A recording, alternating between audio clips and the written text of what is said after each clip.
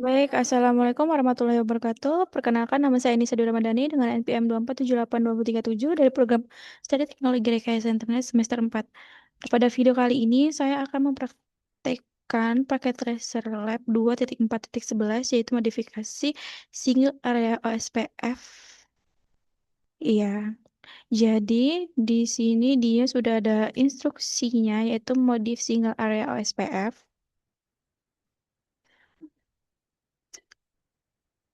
Oke. Jadi di sini itu tujuannya yang pertama, bentar, tujuannya itu yang pertama kita akan mengubah pengaturan default di OSPF-nya. Kemudian di bagian duanya kita akan memverifikasi konektivitas. Nah, di skenario dalam paket tracer ini, dia OSPF-nya itu sudah dikonfigurasi dan semua perangkat akhir saat ini itu memiliki konektivitas penuh. Nah, kita akan mengubah konfigurasi peruteran OSPF default dengan mengubah pengaturan waktu halo dan mati dan menyesuaikan bandwidth tautan. Nah, kemudian kita akan memverifikasi bahwa konektivitas itu penuh dipulihkan untuk semua perangkat akhir. Nah, lalu di sini dia ada petunjuk ya, introduction di part 1 yaitu modif SPF default settings, kemudian ada di bagian 1, step 2 dan ada di part 2 ya yang terakhir. Oke.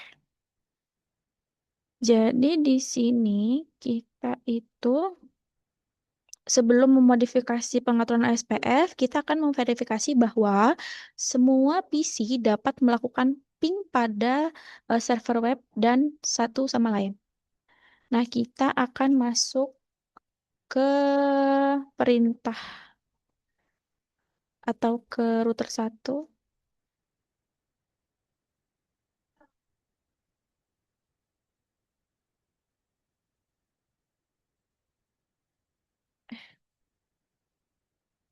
Router 1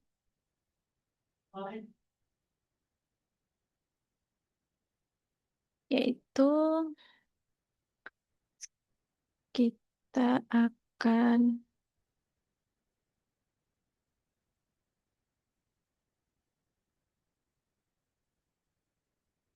enable tuh.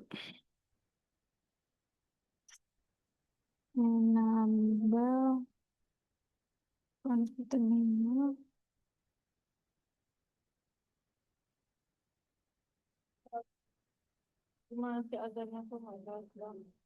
Lalu kita langsung masuk ke interface S0, S0, S0. Kalau sudah, kita masuk ke IP OSPF Hello Interval 15. Kalau sudah, IP OSPF dit interval 60. Oke, setelah itu setelah ini kita akan memberi waktu yang singkat untuk koneksi OSPF dengan R2 itu akan gagal.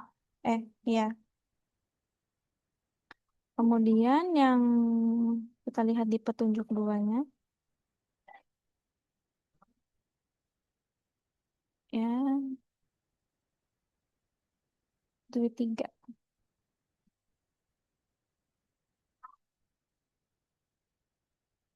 Nah, di langkah 3 ini kita akan menyesuaikan pengaturan bandwidth pada router 1. Nah, yang pertama itu kita akan lacak jalur antara PC 1 dan server web yang terletak di 62.100.1.2.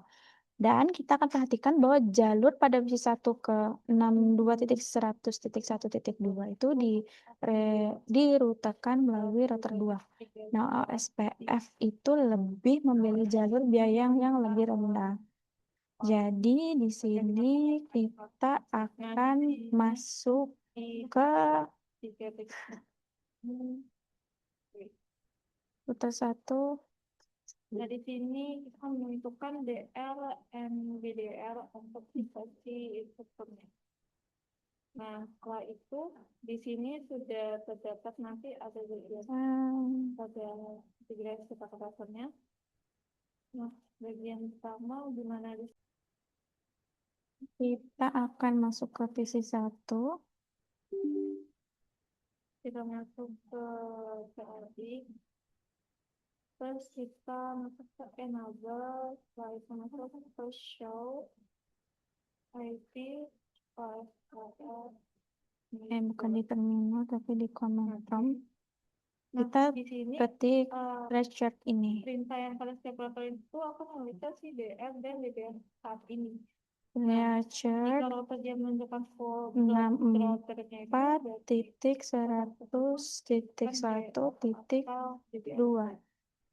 Oke, kalau sudah kita masuk, kita enter command. Kita masuk pada bagian router RD yang bagian ini. 64.100.1.2. Oke. Oke ya. Dia sama. Kita lihat. Nah, threshold di sini komplit ya. Sini sama seperti yang ada di halaman utama. Ini. Oke. Nah, yang B itu dia artinya pada interface router 1 di serial 0/0/0 kita akan mengatur bandwidth ke 64 kbps. Nah, ini tidak mengubah kecepatan port aktual, hanya metrik yang akan digunakan proses OSPF pada router 1 untuk menghitung rute terbaik. Nah, jadi kita di sini buka router 1. Setelah itu kita masuk ke RA, kita pindah ke RA. Kita buka di router 1.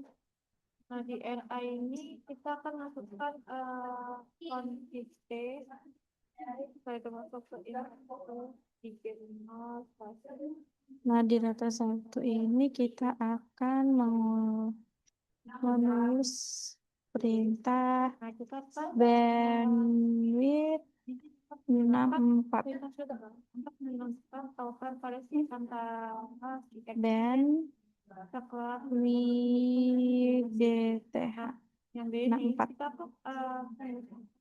Nah, kemudian setelah ini kalau sudah kita masuk lagi, kemudian di C ini dia artinya kita akan melacak jalur antara PC 1 dan server web yang terletak di 64.100.1.2. Nah, kita akan memperhatikan jalurnya nih dari PC 1 ke 64.100.1.2, kemudian kita alihkan melalui router 3. Nah, OSPF lebih memilih jalur biaya yang lebih rendah. Sekarang kita akan buktikan, kita akan masuk ke PC 1.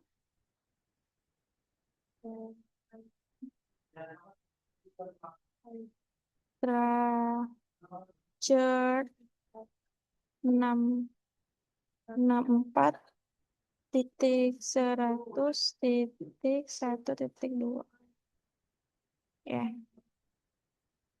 Kita tunggu apa? Nah, threshold complete. Jadi kita lihat. Nah, sama ya, threshold complete. Kemudian di bagian 2 atau di